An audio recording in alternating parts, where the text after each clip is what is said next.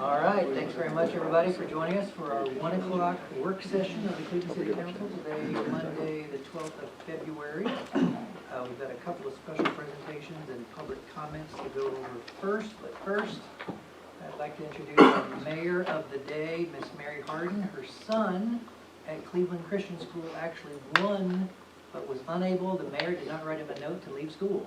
Unable to be here, but we're gonna, his mom is graciously here and is gonna help us out. She's gaveling us in and out today, and I'm very grateful that she spent some time with our local government. And that begins our 1 o'clock meeting with special presentations. And Mr. Pybus, it's the honor of introducing our new fire chief. I'll let you do the honors. Thank you, Mr. Mayor. Thank you, Mr. Mayor and City Council members and our friends and neighbors that have joined us today. Let me make sure this is on. Want to first start out, and I don't think that Rock Ulo is here today. I don't think Rock's here. But I want to start out by giving a sincere welcome to, or a thank you to Rock for stepping in during a time of a lot of change and some turbulence. I mean, if you recall, we just went through the pandemic. We had many issues with inflation in salaries. You know, you had the police department that was going months without getting just a few applications for those critical positions, and you had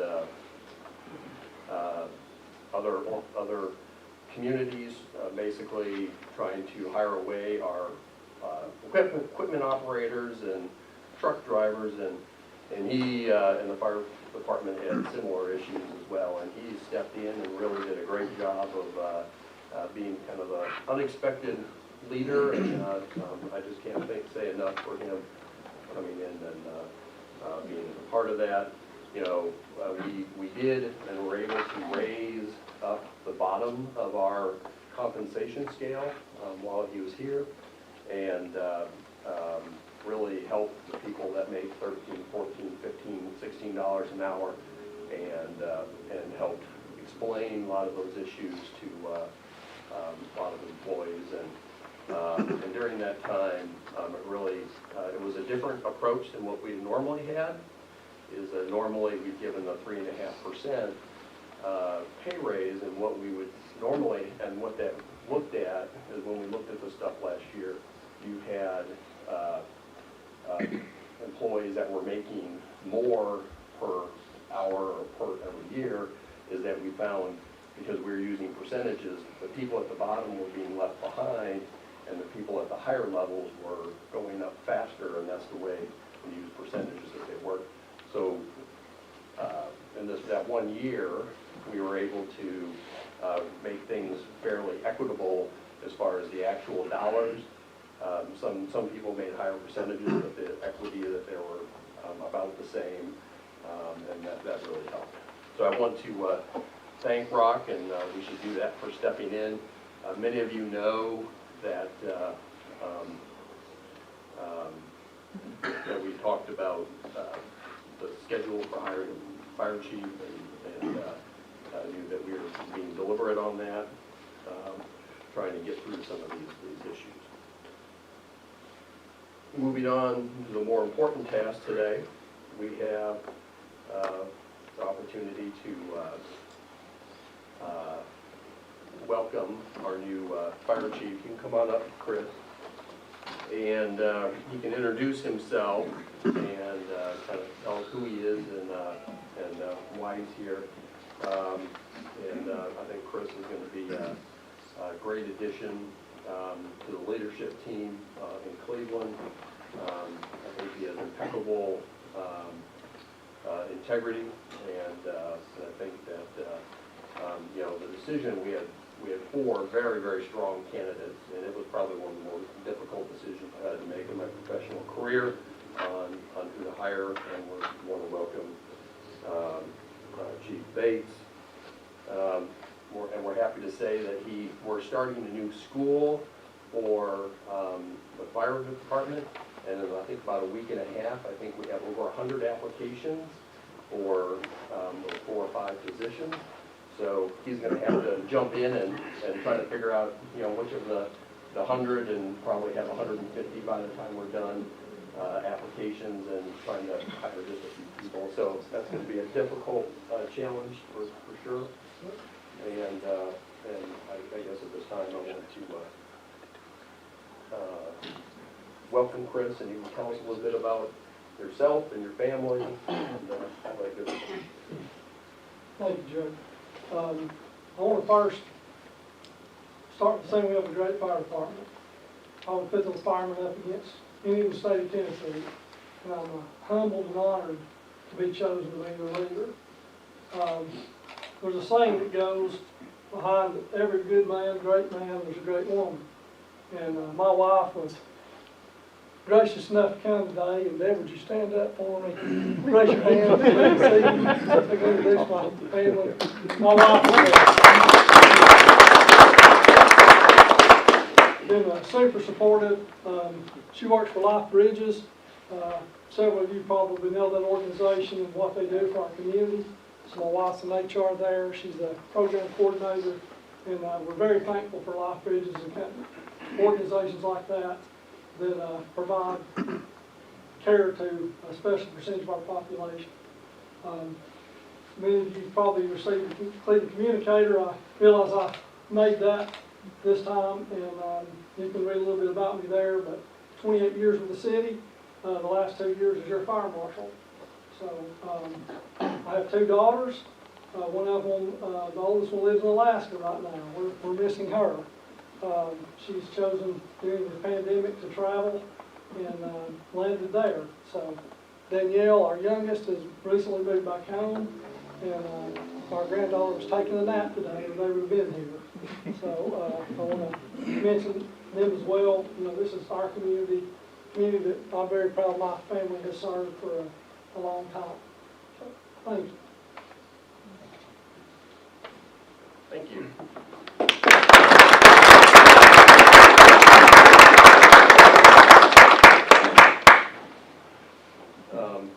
I think that Chief Bates doesn't know it right now, but one of his first things is obviously hiring the new replacements and then working on a pay study starting the next couple months. So that's going to be quite a task for him, and I appreciate that. At this point, I want to bring up Jonathan Job, who's going to give you an update on the youth basketball season. We have radically changed how we do youth basketball, and Jonathan and his team were responsible for having our best youth players play in the counties league. Kids size. Sorry, Jack, you lost your line for a minute. Jerseys will do that. If they're the size for the council members. Yeah. Not for the council. Yeah. But if you want one, I can probably get you one ordered. As I was saying, there's been some radical changes. We were able to get our best or more mature players from a skill level and be able to put them with more competition in the county league. It was tremendously, they represented their schools, but still part of the city's programs. And then we also have a recreation league that has how many total kids in it? Go ahead. The 607 altogether. So Jonathan's going to tell us about that, and take it away and tell us about the heartache. I think you said everything I was going to say real fast, but I'll just say it again. Basically, we did go through a big change this year with the program. We went back to the school-based model.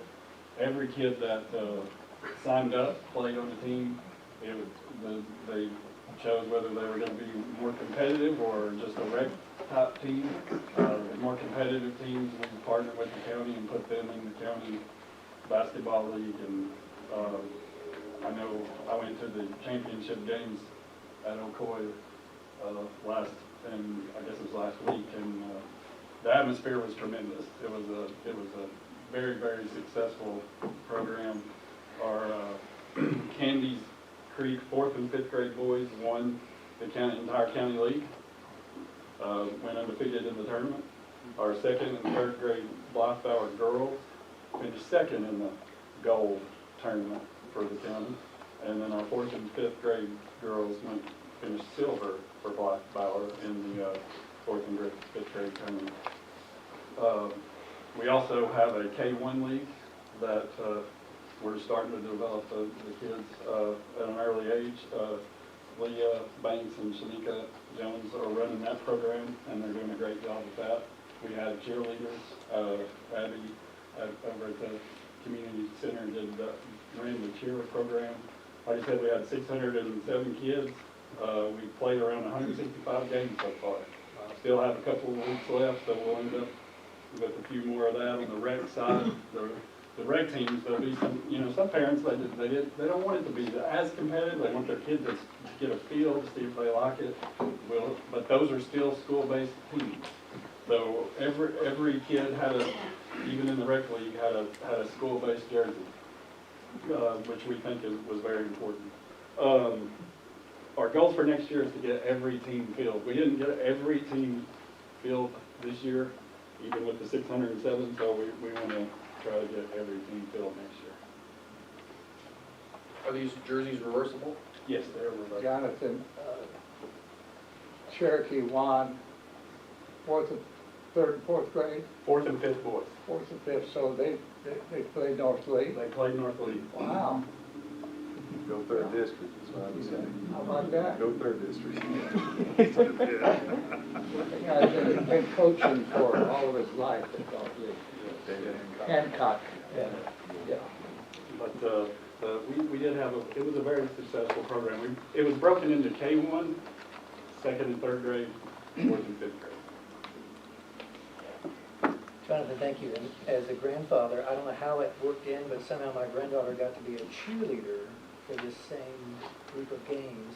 And it just was phenomenal. Go and watch and participating. And, I'm very thankful for the work that the city and the county together are doing. I think it's great for the next generation. Jonathan and staff too, I want to just thank y'all for going back into this thing and giving everybody a chance. I foresee the next 3 or 4 years that the high school is going to be stronger, the middle school is going to be stronger by having these kids playing, and also taking the kids in, not just sending them to Y. That's what they used to do for the city schools to maintain them, because they may develop and be a better player when they get to 4th and 5th grade. So I want to thank you for that. We had full support of the high school Yeah. and the middle school, Yeah. and the high school system. Yeah. It's just going to make them better. At that championship game, the athletic director, the boys, girls head coach for the high school and the middle school were in attendance, so it was well supported. Thank you. What gym did they use? They used several, but Ocoee was the championship for the 4th and 5th, Finals. and then I think Charleston was the gym they used, and used Mayfield some from us.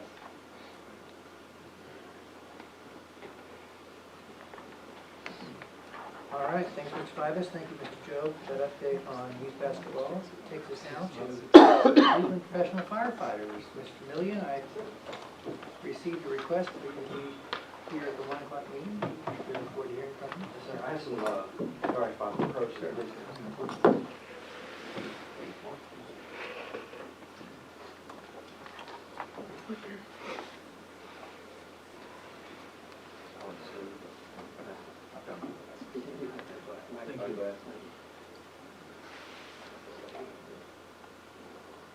If you don't, just so you can look at the colors.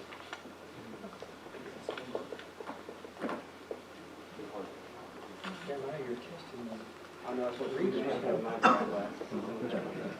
Purpose, now when I'm speaking, you can't get reading, right? What that is. Oh, it's gonna be on the screen. Yes, sir. It's, Chris will have it here on the screen.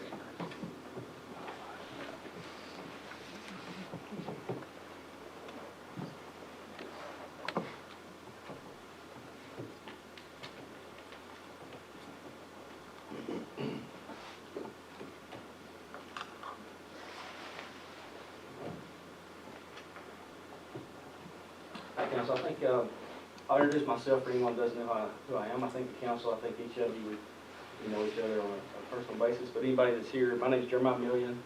I'm the president of the Cleveland Professional Firefighters, and I represent roughly 1/3 of the city's workforce and the men and women that you see behind me that are here with us today. Members of the council, I'd like to start by saying thank you, Mayor Brooks and council for allowing me to be here today as I represent these men and women that make up the Cleveland Fire Department, or the Cleveland Professional Firefighters. In my over 17 years as a Cleveland firefighter, I can only remember one time that we stood at this podium with an issue, and I think that was about 15 years ago, give or take a little. I think that speaks volumes to the fact that this council cares about their employees. But there's come a time where we're here today because of some issues. We've explored what we feel like is every possible avenue that we know to explore to try to fix these issues that affect your firefighters. As I begin this presentation, we're not here to purposely cast stones at any one individual. As we go through this, I'll deviate from using any names. I think it's important, though, as you'll hear the term city administration throughout this presentation, please know that we're not speaking of fire department administration and we're not speaking to you, the city council. You can go ahead and go to the first slide there, Chris. As mentioned, we have some issues. These issues that we're going to discuss today,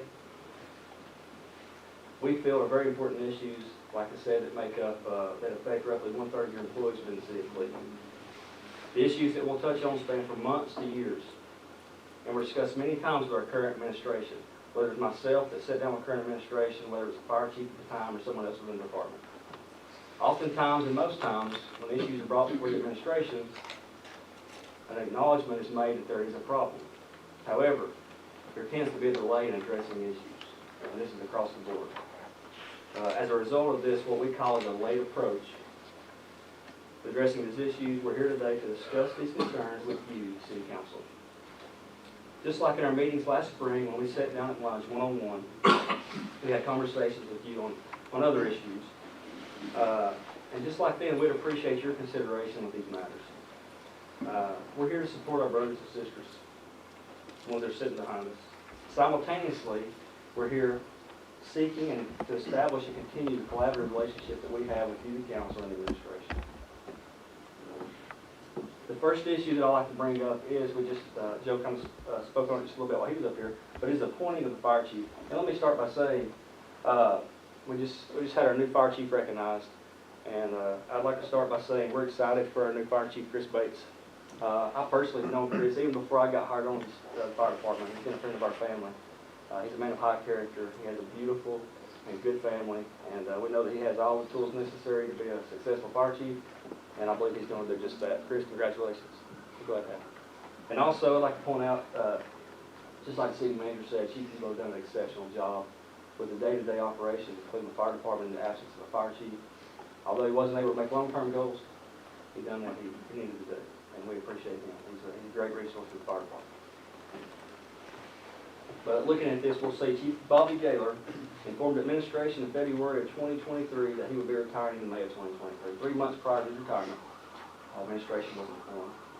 City administration notifies the employees of the City of Cleveland Fire Department that Battalion Chief Rocky U. Lowe would be the interim fire chief starting on June 1st for the next couple of months. You'll see a couple of months in quotation.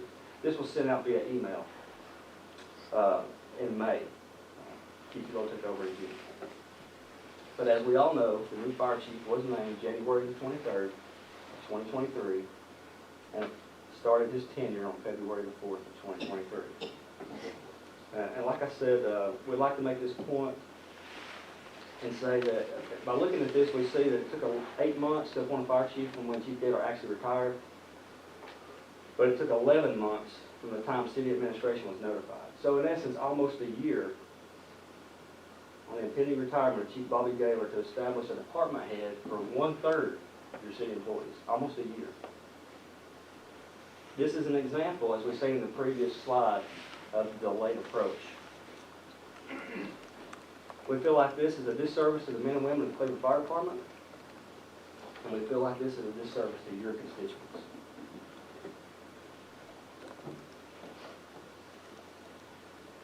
In the future, we would like to ask the city council to make sure a delayed response is not taken with a position as important as the fire chief in the city of Cleveland. A fire chief of a department that holds themselves to a high standard.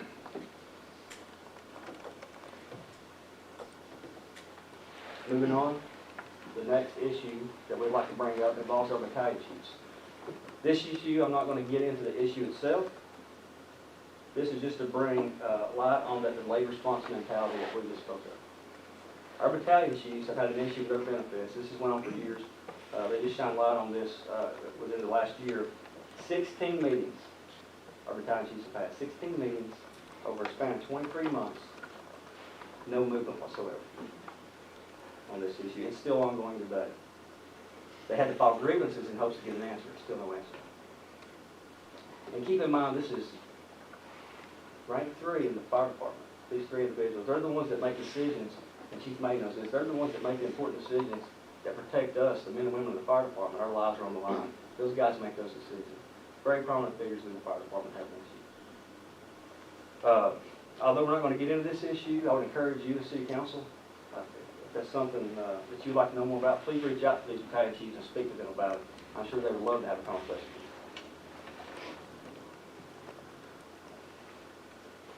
The next issue we've had is new firefighter pay. Now, I would like to say this issue has been addressed. This issue has been corrected. But you're going to see this issue is very important that you know about. A $15 an hour minimum mandate for all city employees is made by you, the city council. We'll show you this next slide. This is a picture of May 8th, 2023 work session. This was presented to you, the city council. If you'll look at paragraph 2, sentence 1 and 2 says the city will raise all employee salaries up past $15 per hour. Therefore, the lowest paid full-time employee will all, with emphasis on all. It doesn't say some, it doesn't say with exceptions. It says all will make over $15 per hour. So this minimum was mandated by you and eventually voted on by this council. Our newest employees did not receive this mandated minimum initially. Through open records by us, the issue was unintentionally found. And when I say unintentionally, it's because we didn't pull open records for this issue, we just happened to stumble upon it. And we brought this to the attention of the city administration, and again, took multiple meetings and weeks before they were included. They were eventually brought up to the minimum mandated and retro paid back to the start of the mandate. But again, although this issue has been addressed and corrected, we feel it's important that you, the city council, know about it because it's something you voted for, but it's something that wasn't done. This was only done and fixed because we caught it and we questioned it. As we get into the next issue, I'm just going to kind of do a little bit of, try to go back a little bit and kind of bring us to how we got to this issue. And I feel like all these issues are important, but to our members, I feel like this issue is the one that's affected the most. And we'll get into it a little bit. But in fall of 2021, the MAC study was used to establish the current pay plan for the city of Cleveland. The current pay plan was designed as a market-based approach, compensating employees at a market plus level. Notice market plus in quotations. I think that was mentioned by this council. This council said they wanted the city of Cleveland to be a market plus employer. The reason for the study stated by city administration was to ease the difficulty of administering the plan and to eliminate compression. We've all heard compression in the last few years. I mean, it is what it is. So we understand the idea of this market-based approach. We do not have any issues with our current pay plan. Although we feel like it's not been used properly, it's not been followed. I'd like to read something to you. And in this document that I'm going to read, it's going to define and explain the effects of compression within an organization. And later we'll show specific examples of compression and what it's done within our department. This document that I'm going to read comes from the 2021 MAC rate. This is what the city paid for. This is actual verbiage from that pay study. Salary compression, also known as wage or pay compression, is a pay differential that results from various causes. But that's often deemed as unfair or unequal by members of the workforce within the organization. Continue on, however, over time, wage compression can lead to, pay attention to this word, or these two words, low morale. and hurt feelings within the ranks of previously loyal employees. And the reason I said low morale is because we can see that today within the fire service. Our morale is low. I won't say morale is the lowest we've seen it, but it's the lowest I've seen it in years. And there's a reason for that, and we're talking about it today. Moving on, wage compression can also occur in an organization with a large percentage of low-wage earners when the low wage rates are increased. As new hires come on, they are earning the same amount as those who may have been with the organization for years. What is the impact of wage compression? Impacts of wage compression can be seen on a one-to-one level or across entire organizations. Those whose pay is compressed or who are receiving less money are likely to be affected by low morale. They may feel discouraged, naturally. It doesn't make sense to continue working just as hard when their efforts are not perceived as being compensated. This can lead to a more noticeable problem of poor performance in employees, which hurts the bottom line that ultimately affects everyone. There may also be retention issues related to salary compression. Those who feel slighted are more likely to look for alternative employment. High turnover rates are costly to any organization. It may also be harder to recruit from within higher level positions. If employees see no economic benefit in accepting the added responsibility and work for promotion. And again, remember, this is from a MAC study that was done in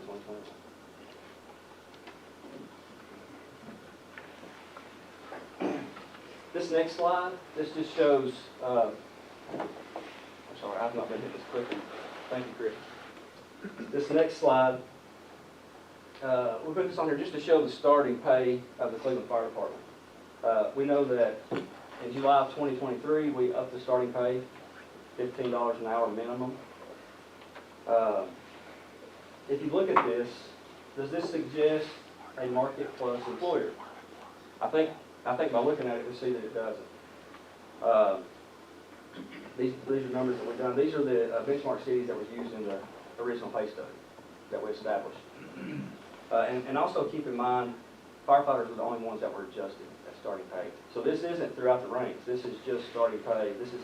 This shows where we're at in the market just with the rank, just with firefighter starting pay. So if we didn't adjust the rest of the rank structure, where are they at? I would argue to say probably even further behind.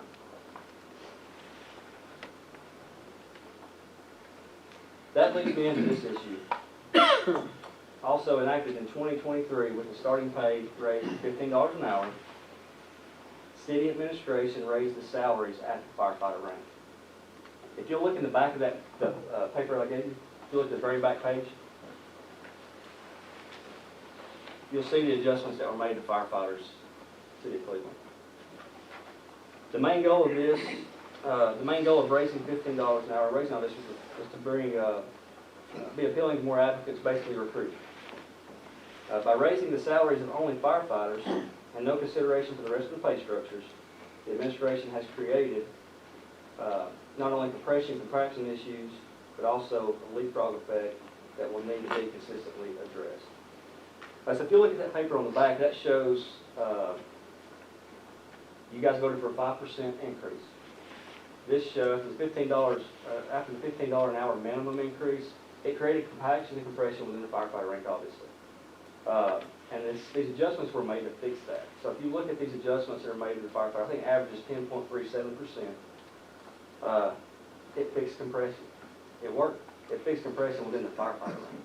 But it created a bigger problem because engineers, lieutenants, captains, battalion chiefs across the board got 5%, right?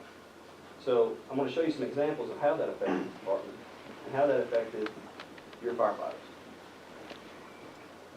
Leapfrogging, you heard me mention it. This is our verbiage, leapfrogging.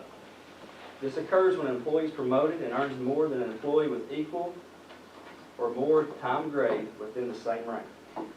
This has already happened. It calls the city administration to adjust employee salaries.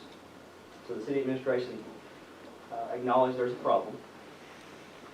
There's no plan to fix the root cause of the issue. We feel that this is a serious issue as it devalues not only promotions up to the ranks, but also the men and women of the fire department along with their families. We only promote within our ranks. We only promote from within the firefighter ranks. In other words, we don't promote engineers and lieutenants from outside of the Cleveland Fire Department. It starts at the firefighter rank, and we promote from there. A couple examples of how these pay adjustments within the firefighter has affected your Cleveland firefighters and your Cleveland Fire Department. This is one example, and as I give you this example, I'm going to give you this example, and I'm going to give you an example that's already happened. These examples are numerous. I could sit here and give you multiple examples of how this affects the fire department, how this causes leapfrogging, how this causes more compression, and low morale. Firefighter A, we're not going to use names, these are actual firefighters within your department. Firefighter A was hired in 2008, currently a 6-year engineer. Firefighter B was hired the exact same day, same time as Firefighter A, still rank of a firefighter. After these adjustments, Firefighter B makes 19 cents less than Firefighter A. Hasn't been promoted yet, 19 cents less. When Firefighter B is promoted, if Firefighter B is promoted today, let me go back and say this. Our promotional raise increase is 8.2%. So when I mentioned it devalues our promotions, this is what I meant. Our promotional raise is 8.2%. If Firefighter B gets promoted to engineer, he's going to be making roughly, because with 19 cents is roughly nothing, so close to 8.2% more than the guy he got hired in with that's been in that rank for 6 years. It comes to $1.34 more per hour.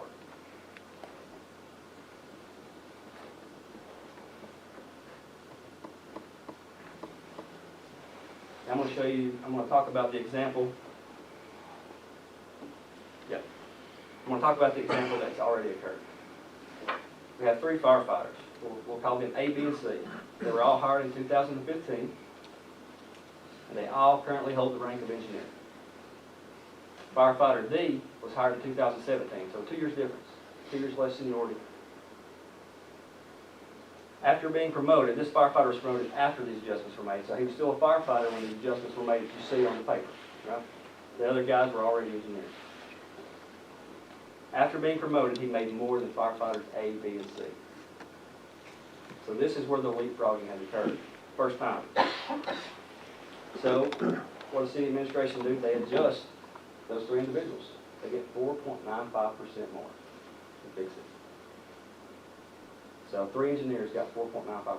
Only 3 engineers got 4.95%. The city administration realized leapfrogging is an issue. They will adjust accordingly. So effectively, city administration is putting Band-Aids on bullet wounds. Jeremiah, how many engineers are there? I think there's 24. Chief, is that correct? 24 engineers? How many engineers, lieutenants? Lieutenants, about the same, right? 24, I believe. Yeah. And, And then 3 battalion chiefs, yeah. And the captains will be a little, six captains. so 51. It's roughly half the department is affected. So, You call these folks officers, what do you call them? and You know, if I ask you is that. there I a ask you delineation between there? I grew up in a military to- family, so it was a big To difference. us, we call each other lieutenants, engineers. To the public, to the general public, we're firefighters. That's it. When you look at me, I'm a firefighter, right? Within the department, I'm an engineer. So back to leapfrog, the city administration acknowledged that we have a problem. Obviously, they've acknowledged that by adjusting those 3 engineers. Right? The city administration has decided to address this problem on an individual basis after a leapfrogging has occurred, instead of fixing the issue at the root cause. We still have compression. The only place we have compression no more is within the firefighter rank where those adjustments were made. Is this how the city of Cleveland should operate? I mean, I'm asking you guys, is this how you feel? You don't have to answer, but is this how you feel like your city firefighters in your city should operate? This gives the appearance that the employee issues are not important to city administration, and the right thing will not be done unless they are compelled to do so. And that's why we're here today. We went through all our avenues, and we know the city council is going to be the only ones that can help these issues get treated. Solutions. I don't want to come to you with an issue and not have a solution. But we've seen the solution. It's right there on that piece of paper. The solution is firefighter A, or engineer A, B, and C that got adjusted. That's the solution. But in order to fix the compression, compaction, and leapfrogging throughout the ranks, that solution has to be done across the board. It can't be isolated and pick and choose who we do it for.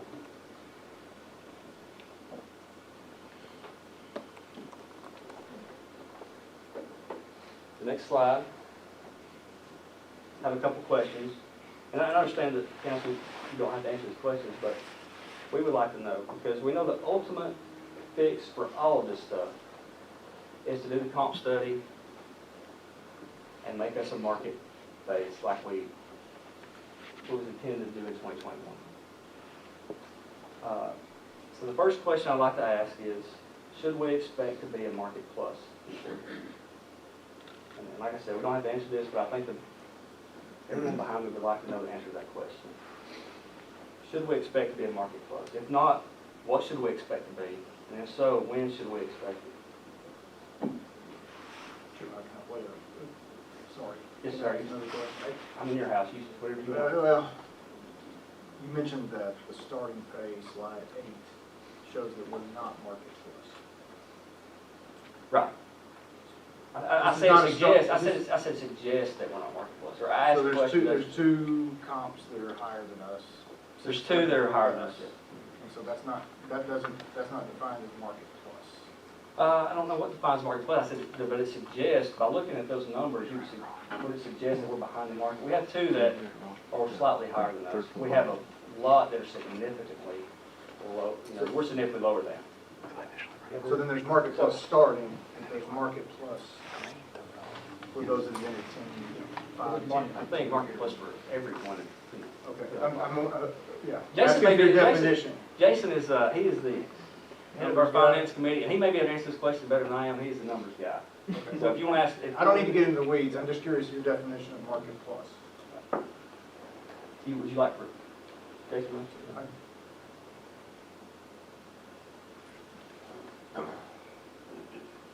Anybody else have anything on that question? Yeah, one thing, you haven't talked about benefits. Do y'all feel like the benefits are up to standards of other departments, below or above? I think our benefits are fair. I mean, we've always had good benefits in the city of Cleveland. But, yes, sir. Yeah, go ahead. Councilman, if I may, yes, our benefits are appropriate. However, whenever you look at the MAG study that was performed in 2021, we decided to comp ourselves with certain organizations. Within those certain organizations, it was total benefit compensation packages that we were comparing ourselves to. Ergo, whenever we talk about this total compensation, when we talk about these market adjustments, we're talking about the market overall within itself and to be adjusted accordingly within that. We only want to be calm with those organizations that is within the MAG stuff, who we've already compared ourselves with and decided that this is the point, this is the basis from every adjustment from here on. Does that answer your question, sir? Yeah, but to do a good comp study, I mean, you have to look at benefits and job for job, job title for job title. Yeah. And it, you talk about starting pay, and off the top of my head, I don't, officer pay, I don't know how it ranks with other departments. Well, they supposedly did that within the comp study that was performed within MAG, within that MAG study that we enacted, that we voted on, and that we established, and gone from there. It's to my understanding that all of those was included within that comparison. Our pay, our benefits, everything. And we decided that these are the closest competitive organizations that we are going to be competing for respective employees. These benefits were not included. Benefits were not included. Well, benefits are in addition to starting salary. And so, yeah, I do understand that benefits can change, starting salary typically does not, and only progressively goes up. Thanks. Yes, sir. Thank you. Councilman Knight. Anybody else? No questions?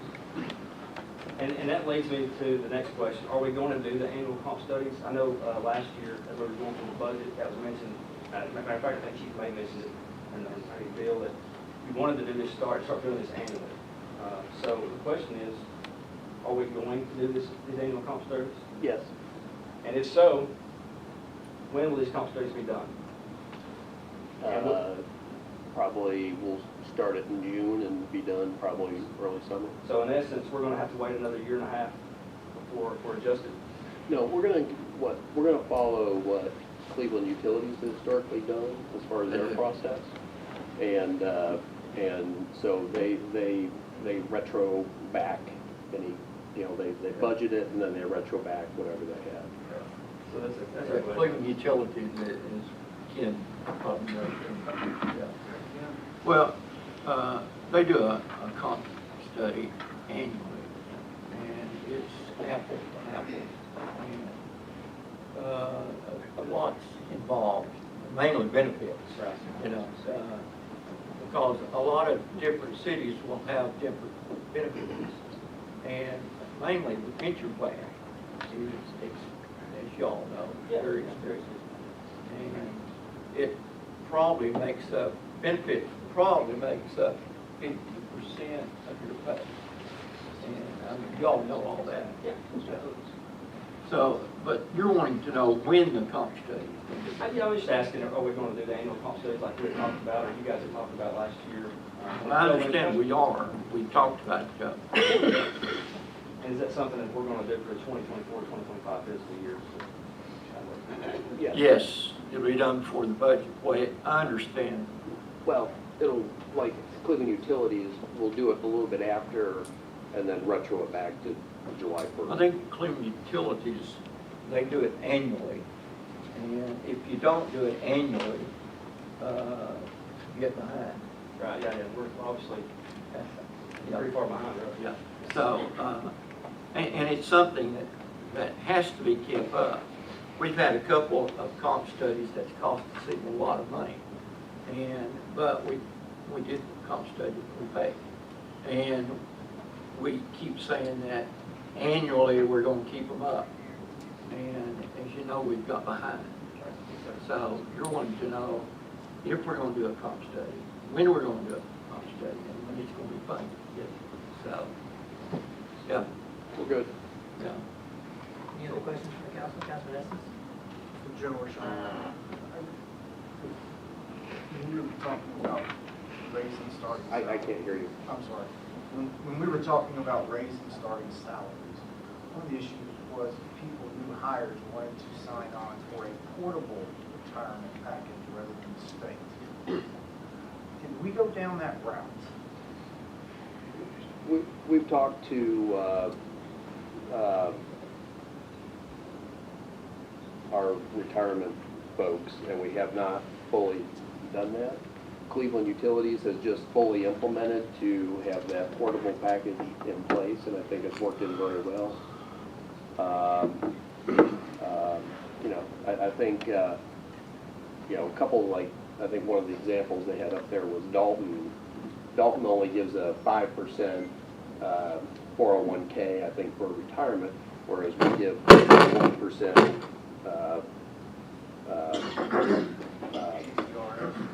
TCRS benefit for the rest of your life and for your spouse, and not just a portable 401k. But the Tennessee Consolidated, and I'm sure y'all know more about it than I do, because it's been a while since I've dealt with it. But they have another plan besides the plan that we're on. And of course, I don't think we would never change the benefits of existing employees. If we ever went to changing, I assume it will be new employees. And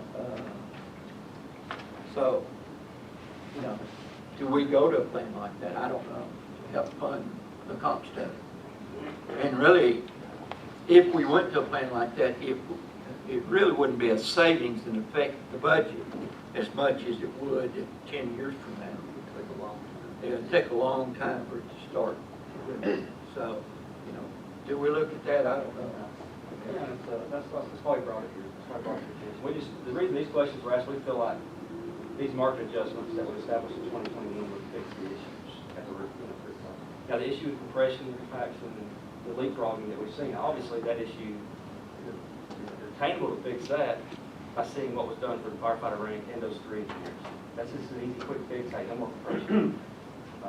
But I think the root cause of everything is we established that market. We're there. Sure. Any other questions? But I think the main thing that you want, and I think we want, is when we do the comp study, I think whoever does the comp study, Joe, needs to show up in a meeting with the comp study and explain it, you know, from A to Z. And I think everybody will have a better feel, y'all, us, because we're going to have fun, and it probably, to catch up, is going to be fairly expensive. And Councilman Estes? Two more questions. Your slide, the battalions and chiefs have agreements. Where is it in the process? I don't know the answer. The only thing I can tell you is that the agreement has been filed. You have to ask the packages themselves. And second It question. was filed last week, Okay. and I think there's a meeting set up this week. You intimated Jeremiah low morale. Is it only tied to compression, or are there other issues? That's what complaints are about is compression. I mean, you know, guys are getting, we've got firefighters making almost as much as engineers, and even the point where some, the bigger one, are making almost as much as some lieutenants. And so there's no value there on promotions. It's better for our engineers, our lieutenants, or captains to go back to firefighter, start again, and go through the promotional process. And so, yes, that's the cause of the low morale. yeah, but your department is unique on the way you work, and you do come under the overtime bill. You do come under the overtime law, which started applying in 1995, 1994. Up until that day, fire department was not under the overtime bill. And to make minimum wage, even to make minimum wage, it takes more than minimum wage. Councilman Webb, you have a question? I just want to be sure I'm hearing this correctly. We are going to have a comp study. It will probably not be completed until after the new budget is approved, but there will be a provision in that budget for any adjustments that come as a result of that comp study. Yep, That's the plan. that's the way it's always been designed, yes. And those adjustments would be effective July 1. Does that, The adjustments be effective whenever we say they are. But even though we don't know what those adjustments are, that let's say they would be retroactive to July 1, if that's what the council decides. That's correct. yeah, Councilman May? so that's mainly what you're wanting to do, right? I'm bringing you the issue in hopes that this council or compel this administration, whatever it takes to make this issue, keep the morale back where it needs to be. Let's have a fair quality amongst our fire department ranks, and let's put value back on our members, put value back on our promotions. And so effectively, to summarize while we're here today, it's not to ask for something extra, but to ask for what was promised with the enhancing of the current pay plan structure, namely being a market plus employee. For every year we put this off, we become further separated from the market, as Councilman May mentioned. Furthermore, we're concerned with the possible pacing and delayed response on these issues that we've addressed today and other issues that may come up in the future. So look around at these men and women in the Cleveland Fire Department. These men and women consistently and without failing are asked to do more and more. We've added services, we improve our services constantly without complaint. We're willing to shed blood, shed tears, shed sweat for the city of Cleveland. This is not exaggerated, it's the truth. We will always give you more, it's our nature. However, we only ask that the city honors their promise. As we close this presentation, I'd like to share a quote from our IFF General President, Ed Kelly. He uses this when talking with firefighters throughout Canada and the U.S. He states, "Be you, be strong, be firefighters." Council, as we finish up today, we will continue to be who we are. We're going to continue to be strong for your constituents and the citizens of Cleveland. And we'll continue to be your firefighters. Thank you. Any closing questions? Well, I would like to say that I'm extremely proud of the quality of the department. And we have a great ISO rating. And I think we have a department that's well equipped and qualified employees. I agree. I'll say, I've been around the state, you know, the different conferences, conventions, and things like that. I've seen other departments, I've mingled with other departments. I won't say we're the best department in the state of Tennessee, but what I'll tell you this council is, there's not one better. Any other comments or questions? Let me ask a question. You've heard what's going to happen. Are you pleased with the process? If the adjustment gets made, I think if the adjustment's made correctly and made the way it's intended to be made, I think that would please everyone through. And I think it pretty well covers exactly what you'd like to have. if it fixes if it puts us in market plus like you guys intended this to be, if it fixes compression, it takes away the leapfrogging effect that we're seeing that's happening, that's what we're here for. Mr. Mayor, may I, just one point of distinction. So we were talking about benefits just a second ago, and City Manager Flavis gave you the information that's 20.67%, correct? That our retirement benefit in regard to our retirement benefit, 20.67% is what that is. About 20, go ahead. Our point of distinction and a caveat to that is our careers are also capped within operations at 60 years old. We turn 60, we're gone. 62 within administration, it's the same for our police and firefighters. And so that is one thing. We are, the day that I came in to the service, I have an expiration date attached to my service. And so I just wanted to kind of make that as a point of reference, that we are limited in our total earnings and ability to go up through these various steps strictly by how many years we are able to serve. Thank you. Thank you, sir. All right, thank you, ladies and gentlemen, for your presentation. And Mr. Flavis, that takes us to the next item, final item under special presentations, which is updates on the downtown improvement grant. Is that going to be? It'll be Seth and Sheriff. Okay. You know, one point I think, Mayor, you know, I think when we're talking about doing a comp study, we're talking about doing it for all employees. Right. You know, not just, Yes, sir. It's across the board. yeah, okay. That's all. Thank you, sir. Sorry. Honorable Council, good to be with you all this afternoon. With our downtown improvement grant, we received 26 applications from the district. We have $856,000 worth of requests for the $200,000 that we have allotted, totaling over $1.1 million worth of proposed projects for the district. Our selection committee will be meeting this week to start combing through those applications and ranking them to determine what gets awarded. And I know our thoughts are going to be with them. I'm glad I'm not sitting on that committee to make the determination of where the $200,000 will be best spent out of the $856,000. Committee made up of staff? It is not, no, sir. It's an independent committee that was selected through Main Street. And it was all folks that do not have a hand in the applications.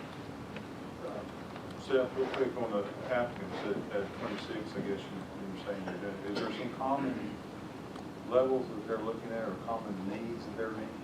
that you're seeing, like facial or, I'm just asking questions in general. Yes, sir. Some of the common themes were, and there were some low-hanging fruit. Right. Our applications ranged anywhere from 2,000 up to over 200,000. So there were a lot of awnings, which are easy to do.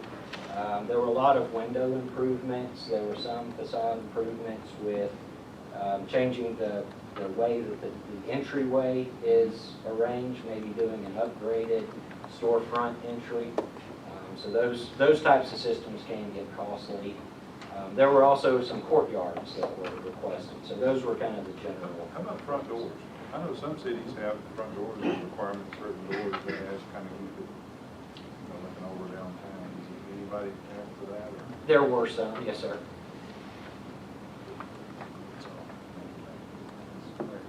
Sure. Refresh my memory, is that a match? The owner has to put up so much? Yes, sir, that's correct. It's a 25% match. And said, tell me the total again. We have $200,000. $856,000 was requested. It's actually $856,123. And the proposed amount of projects total was $1.103 million.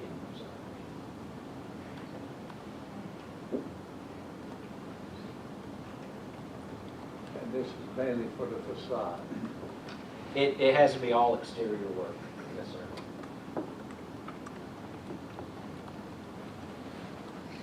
Any other questions, comments from the council? Seth, thank you. Thank you.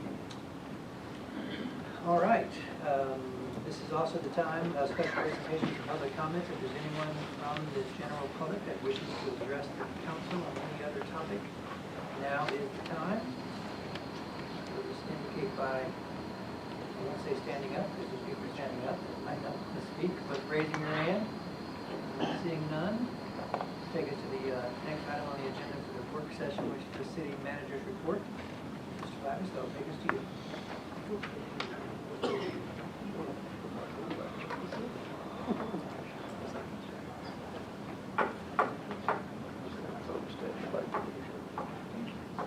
Ian, thank you very much.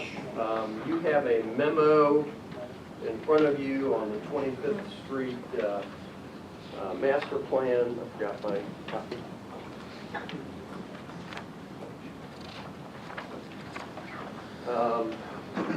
So there's three layers of what we're requesting here today. One is that we have some individual projects that have been kind of hanging around 25th Street. And what we're going to do is combine those into one talking narrative. Not talking, but one master plan that kind of outlines all these projects. And those projects include 25th Street Peerless Road intersection project. That project is federally funded. They'll be extending the culvert underneath Peerless Road and widening it out, so that will allow us to get additional lanes on that intersection from Peerless. You know, the one lane that's not there that sometimes the people would use, that will allow us for all those future improvements. That project will probably be teed up, hopefully, if everything goes all right, this summer. Along with that will be mast arm improvements.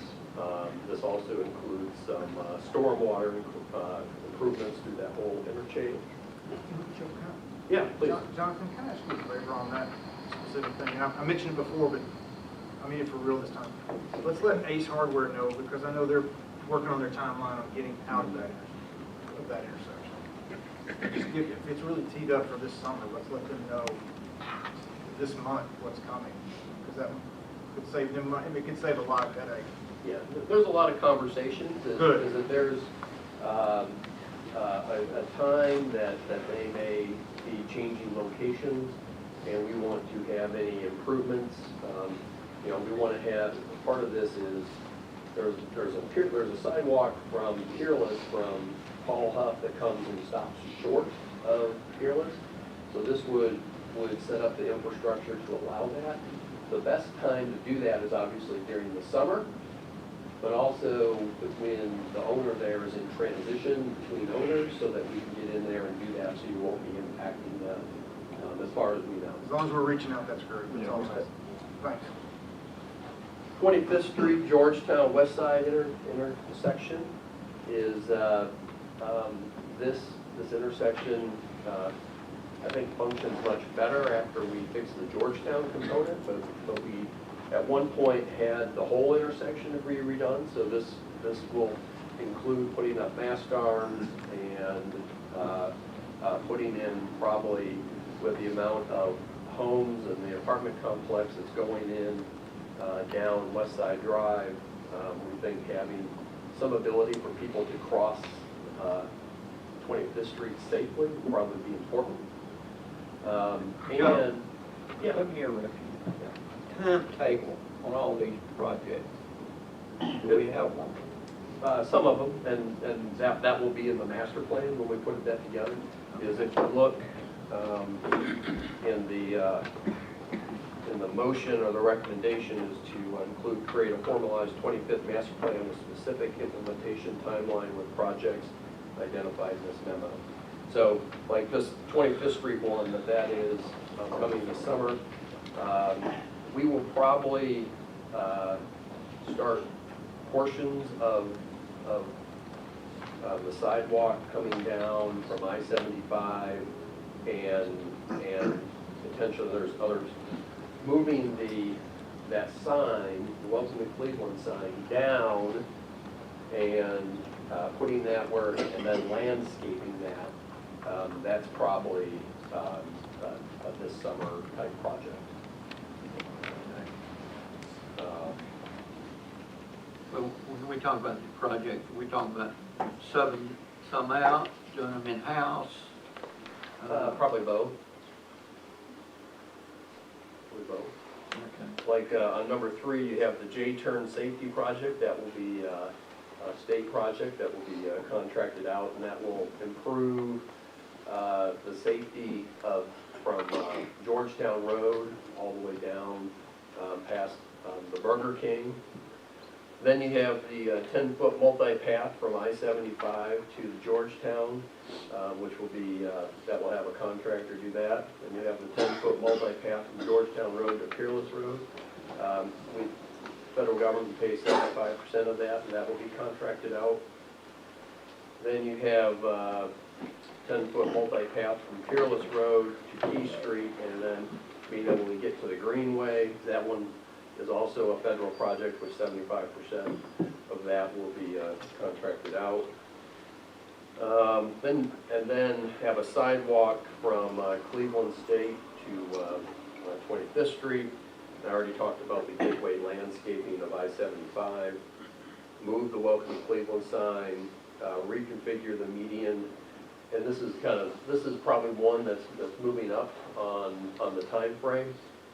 We have those, I can't remember what the bushes are called. We have all the dead bushes, which are people along the 25th Street corridor, that we're going to have to get in and cut them out and make them go away. So that's so compacted right now that it's very difficult to go back and add anything to that. So that is a project, and I know Jonathan's been working on what all the specs were from when we originally did that, and how to modify that to still allow for the drainage, perhaps get some grass and some different types of plantings in there, is what we're looking at. And that one is, we want to do that as soon as possible, because we're gonna have to fix all the dead shrubs that weren't killed because of us, but it was that frost freeze last winter. And, 35% of them came back and were fine, and then there are other ones that aren't, and, it's just gonna be tough to figure out what to do with that. Does the exhaust from vehicles have anything to do with the low bushes? For them dying. Yeah. No, it was 100% that hard freeze. We have other things that are around here with that same type of bush. It just, it didn't take that, I don't know, was it 3 or 4 days of single digit time frames? And we can go from there. But because of that, we're gonna have to expedite that. Now, we're not going to touch the crepe myrtles along those, because those are actually doing very well.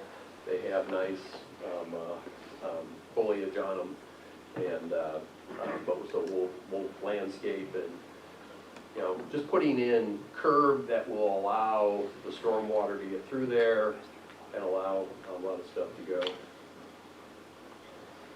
Joe, can I ask a question, go back to 2 real quick?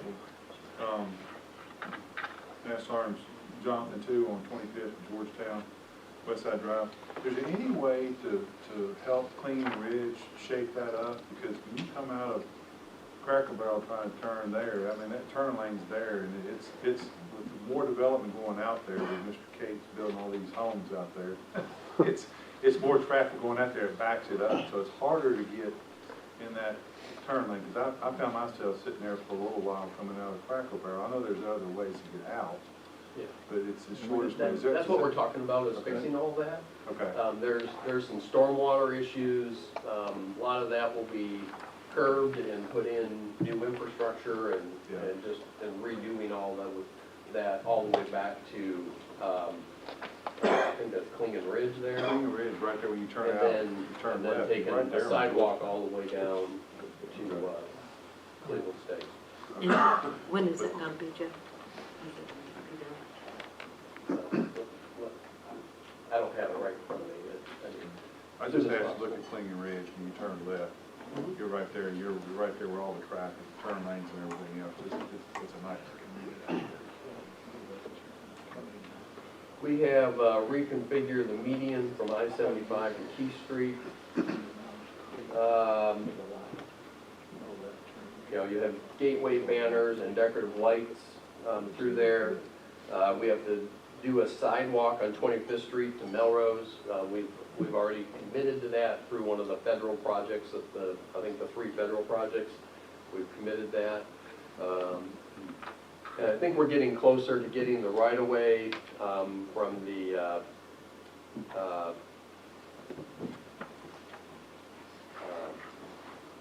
for the church that sits there, on how to, on Peerless Road, right past Wendy's there, on getting that and making that, so we're working on that. And sidewalk to connect Peerless sidewalk with the other side of the street, that's the one I talked to, or mentioned to Dr. Estes. And stormwater improvements along the corridor.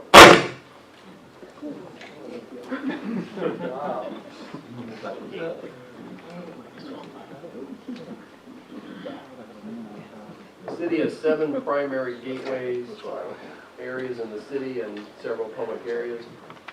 That needs improvement with wayfinding. So this is kind of phase 2. Is we want to have monument signs. You know, we want to have one at the 25th area already, but we want to cover all areas of the city.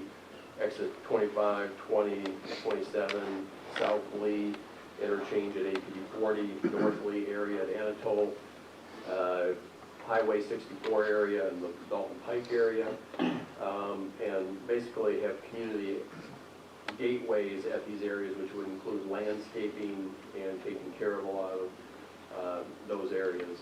Probably not immense landscaping, but enough that we have to make sure there's not full weeds.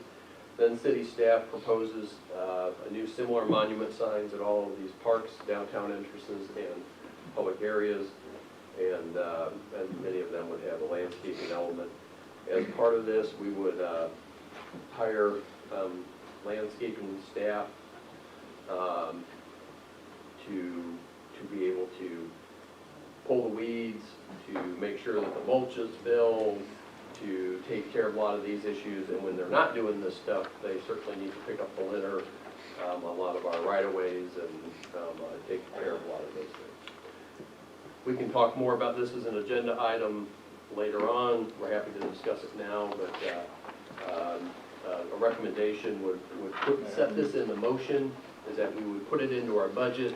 We'll get concrete timeframes and timelines for many of these projects, you know some of them, and deliver that to council for the budget process. Councilman Hughes, you have a question? Yes, I think now would be the appropriate time maybe to just ask the question and the council to think about it. I've received one call about the new Mouse Creek, the extra 2 lanes that we have on both sides there. One person feels like that there should be no left turn coming out of Home Depot on the Mouse Creek. So there's so much traffic coming down Mouse Creek that it is a problem to have a left turn coming out of Home Depot. If you didn't have a left turn, the alternative would be going down to the IHOP and turning right and having a light there, or turning left and going to, what's that street, Ken? Now, going left and,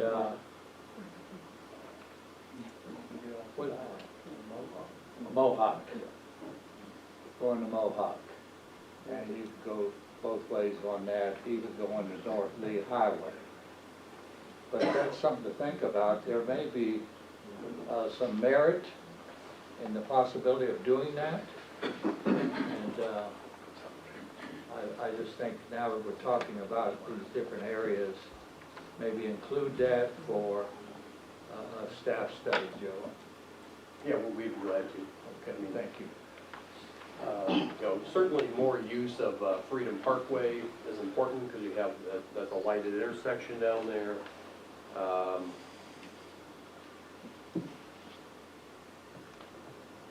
Because that would get you either going north or south on, or east or west on Paul Huff, going in any direction.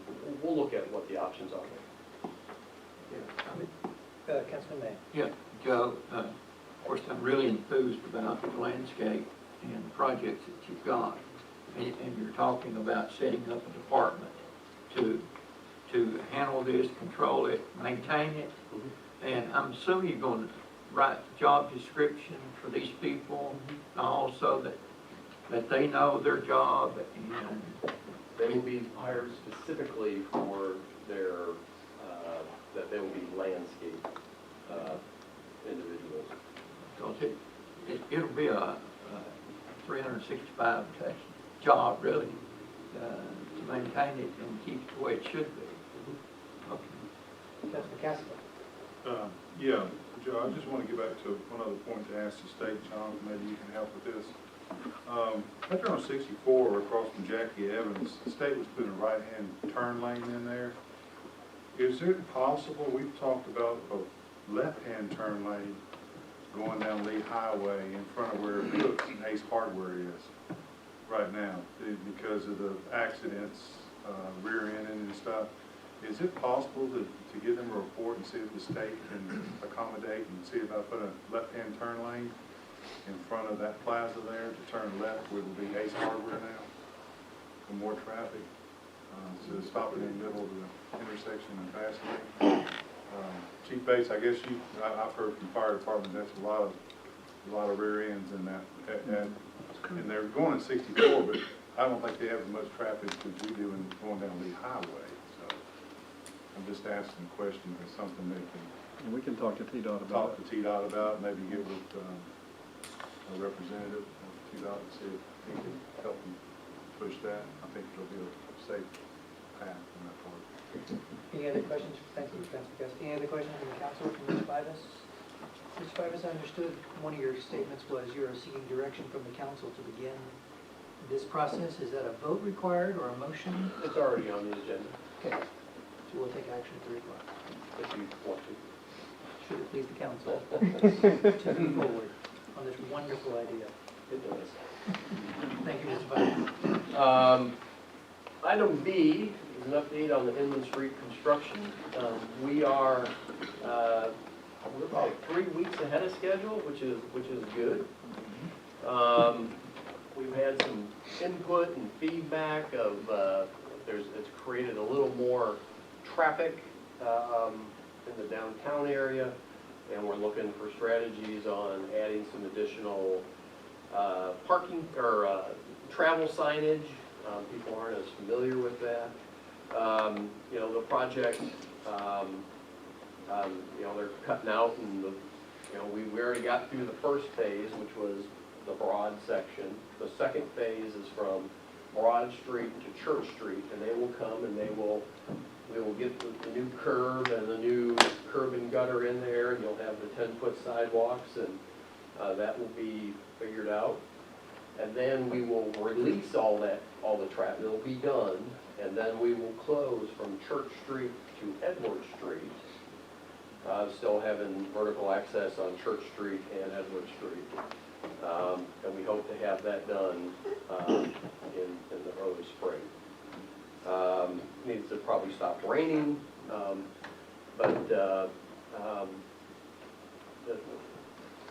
you know, there have been more traffic and there have been some issues, but it's gone probably better than what we anticipated. But we certainly want to hear any feedback from the public or yourselves on areas that we should focus our time and energy. Any comments or questions from the council? Good update. Item C is update on the City Hall and Cherokee Hotel.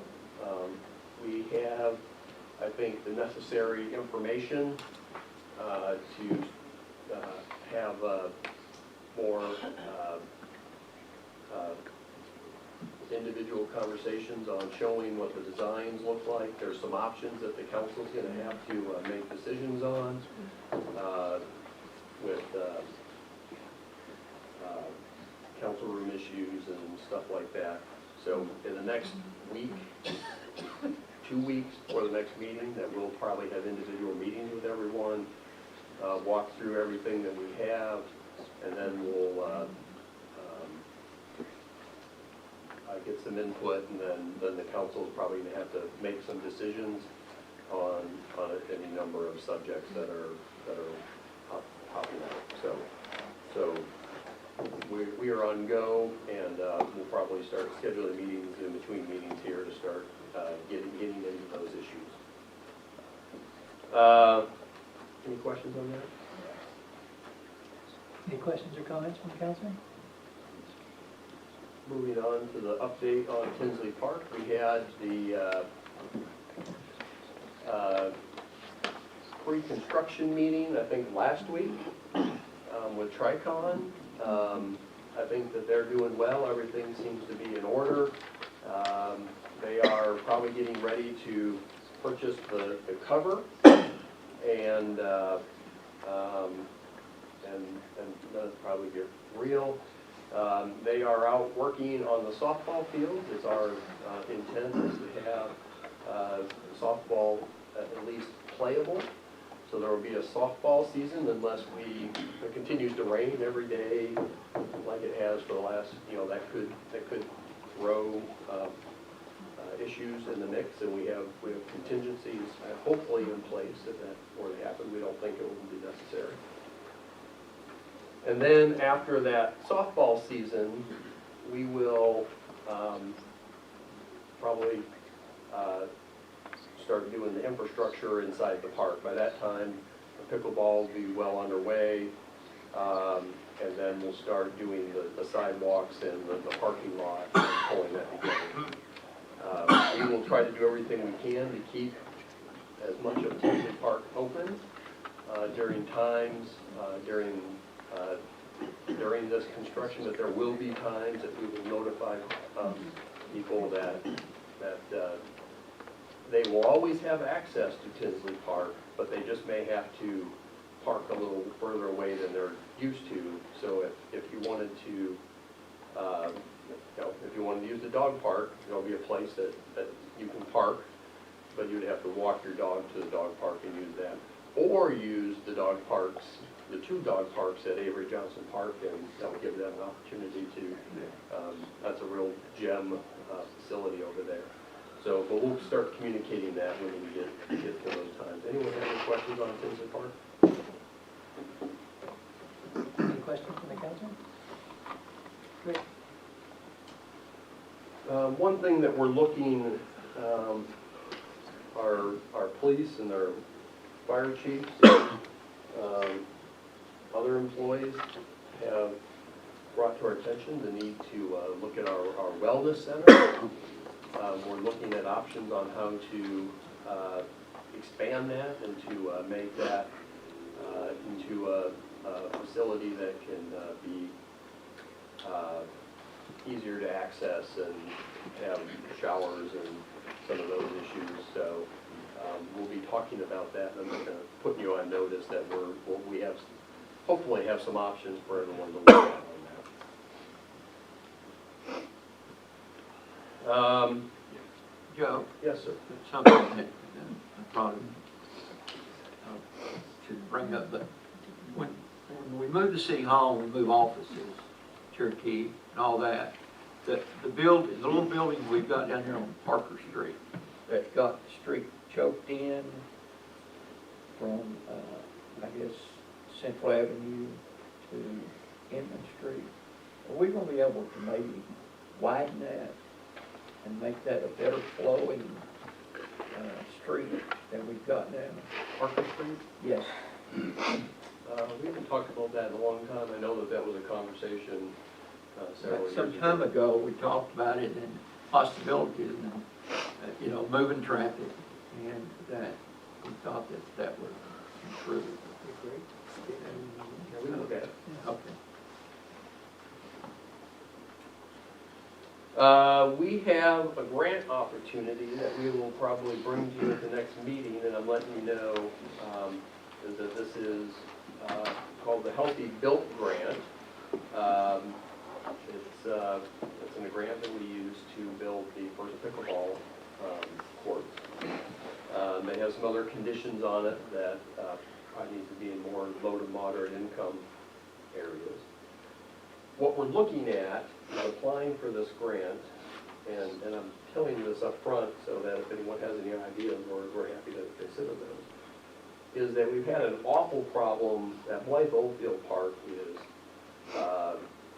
overused, and this grant would have the ability to put a piece of turf and kind of create a futsal type little field there, is because people play soccer there all day and all night and pretty much destroy all the grasses there. And so we're looking at putting a little piece of turf that can be used for the community to have play football or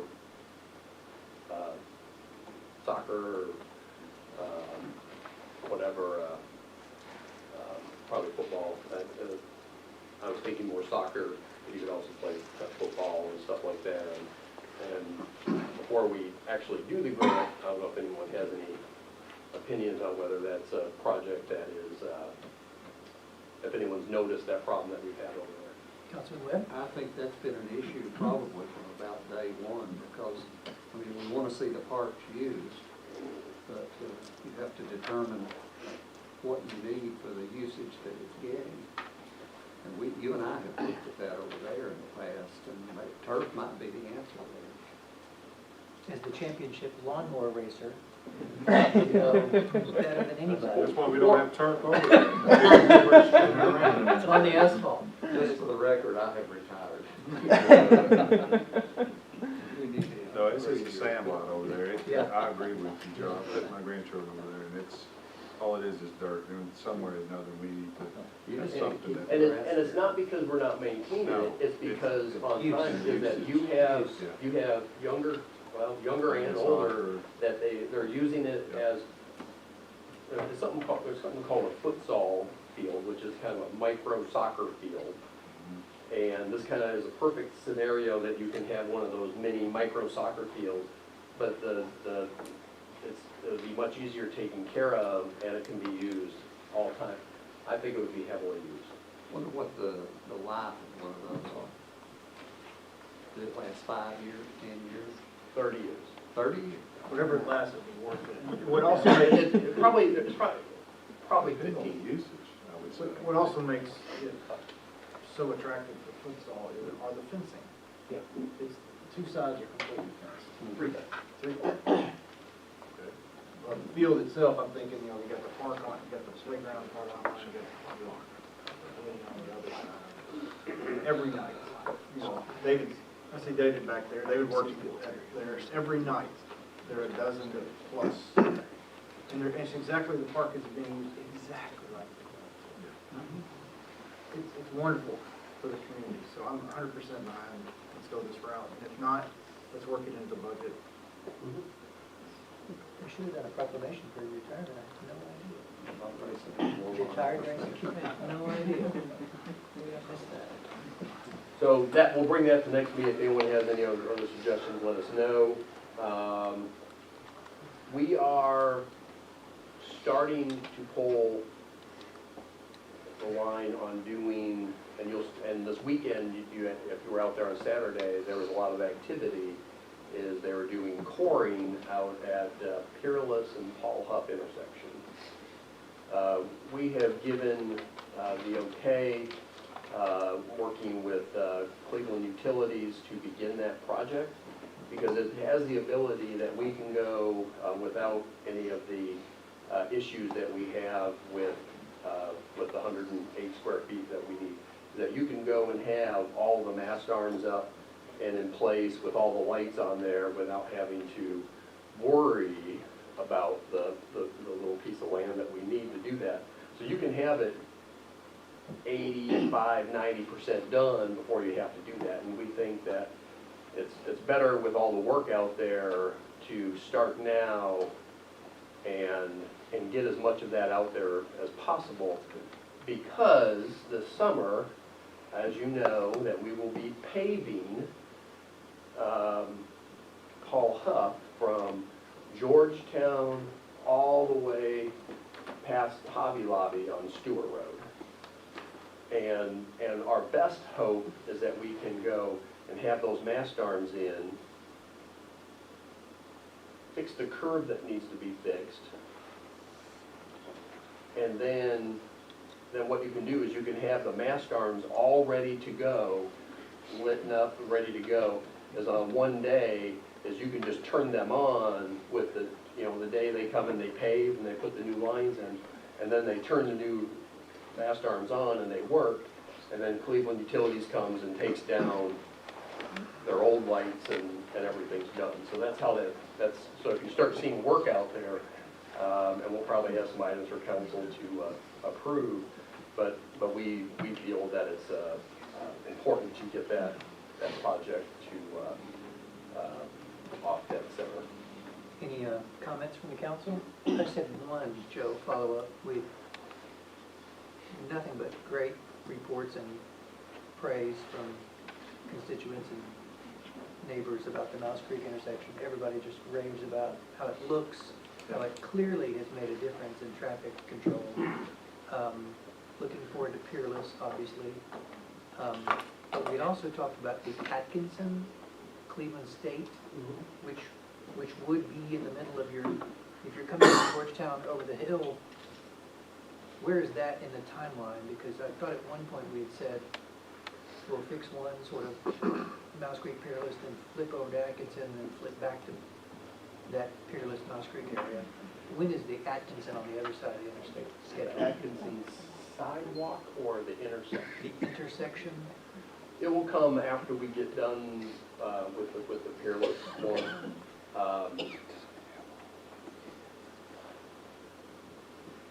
The frontage / Atkinson Paul Hupp intersection has become more complex in a good way. Is that we could have certainly have fixed and put up mast arms and fixed some of the problems over there, but you were not going to probably fix the biggest problem, which was the right-hand turn lane off of towards frontage. So what we're working on is getting the right-of-way where, right where that stormwater pond is in front of Wendy's that looks so wonderful, is that we're working on a plan that we can fix the stormwater and we can make all of that. So that's why that's probably been delayed a little bit, is that we want to get all the right-of-way that we need because it's become a little bit more complex. But I think it will be a final solution on that instead of having to fix it and then go back later and do something else if you had to. But Joe, let me ask about Atkinson. Do we have to get TDOT involved in that?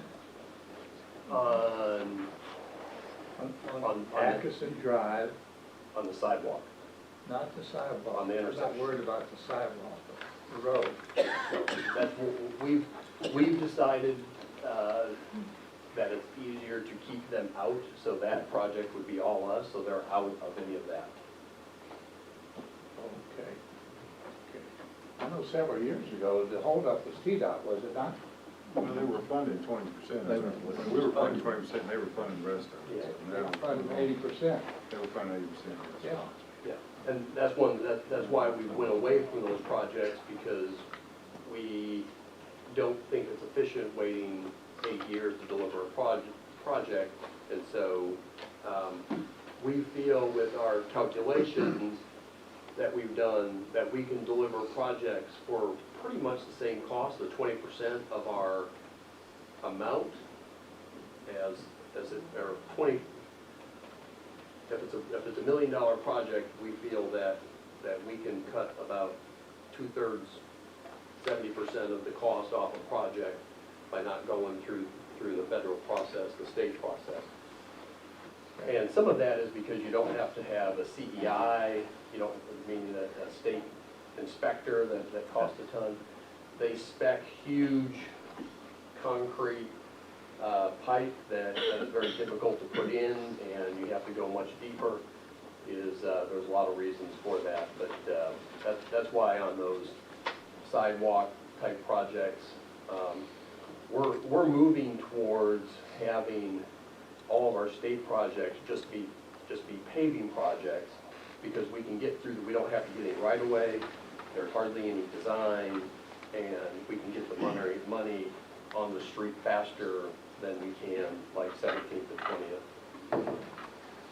Councilman Webb, you had a question? I was just gonna say, Joe, you may be going to mention this, but it looks like the state has started their improvements on exit 27 on the ramps.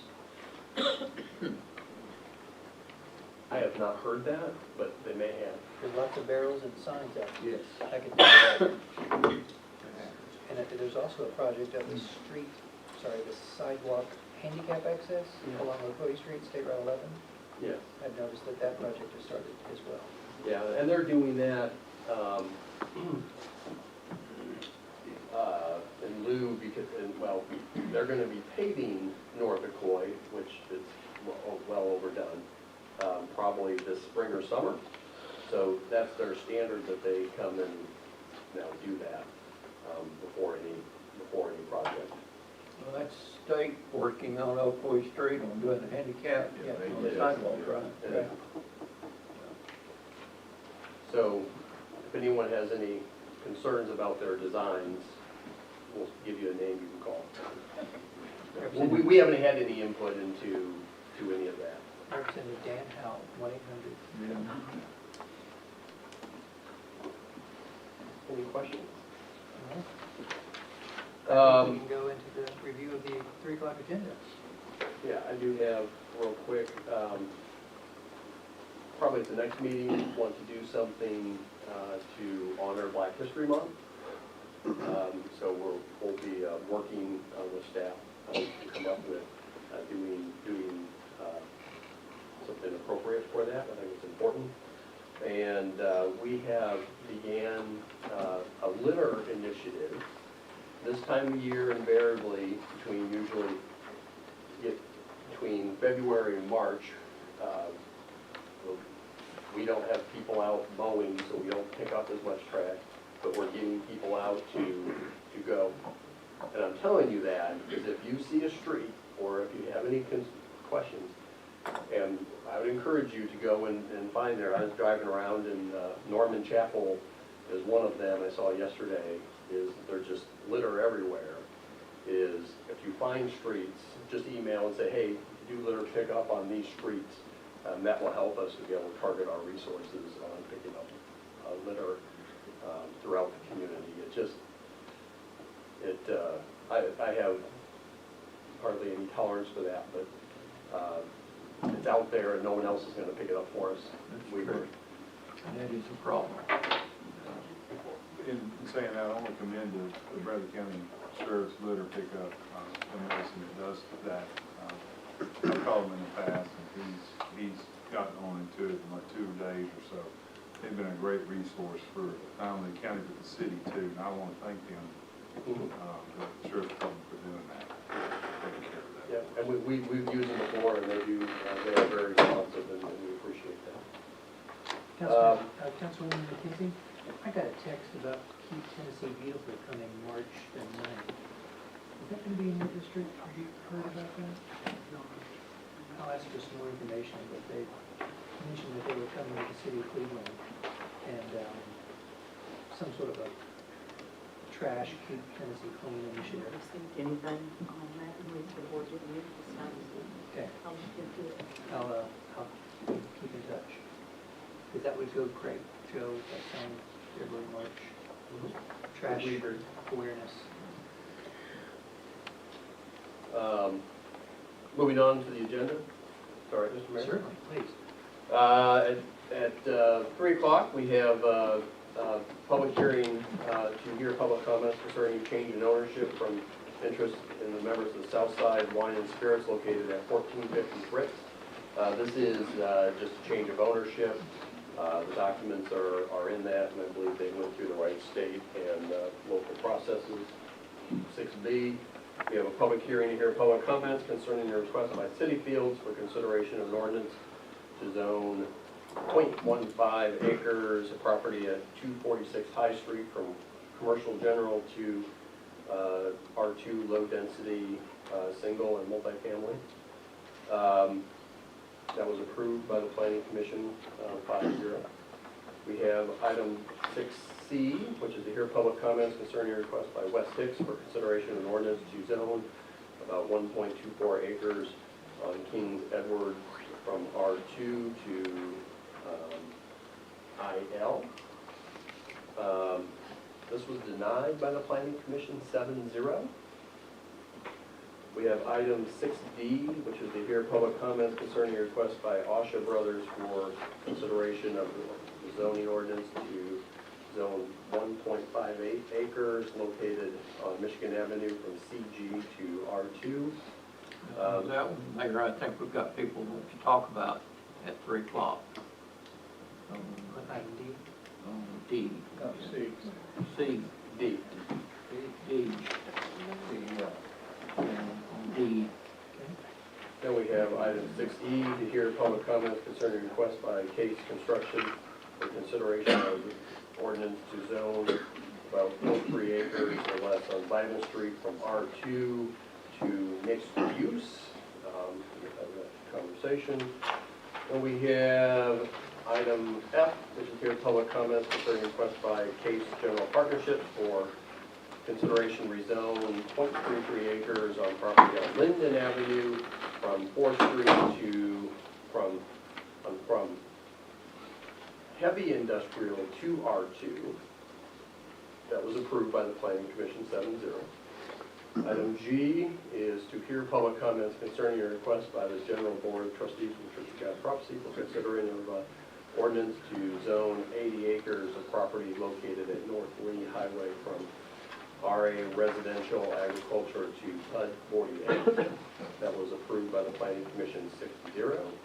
Then we'll have a public hearing to hear public comments concerning a request from Joy Atkins for Plan of Service Resolution Annex and about 24.5 acres and an ordinance to zone about 30 acres of property located at Westland Drive from unincorporated county to mixed use to PUD 42.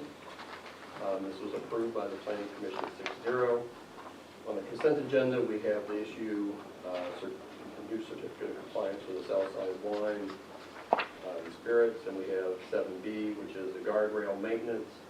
And we have the reapportionment of Building Board of Adjustment Appeals, Lisa Stansberry, and reapportionment of Building Board Adjustment Dustin Hawkins for a 3-year term.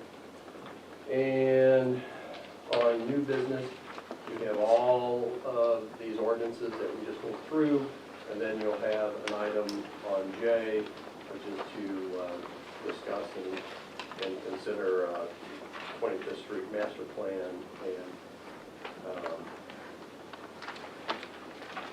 landscaping initiatives.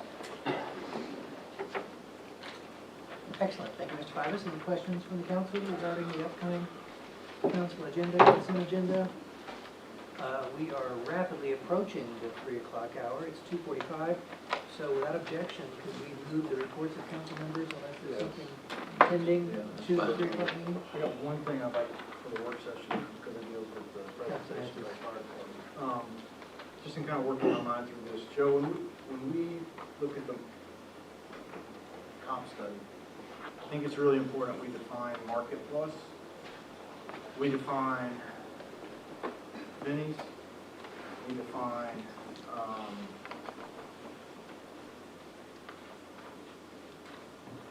one other thing, I mean, to nail these things down so we can get to apples and apples as councilman, they said, you know, benefits, what is market plus? And then overtime. I'm not totally clear on how overtime plays into that. It plays into it. Yeah, It so has to be looked at. I just need some kind of definition, because I know that that's where the values will come out, you know, on what is defined as market plus. So, took me a while to land there after the presentation. That's all, Mayor. Thanks. Thank you. Any other comments or questions from the council? Okay. Mayor, Yes, sir, Councilman Woods. Councilman May, you said overtime was voted on in 1995? I think it was 1995. Could be 96. Along about the time I was leaving. Before my time. Yeah. Oh.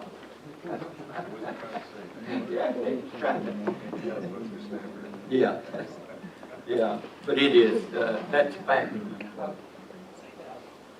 I'll leave it there. I don't Yeah. know how that works. Yeah. Well, I'm not sure anymore. I think the request for Councilman Estes is to include that in the clarity to make it Yeah. crystal clear.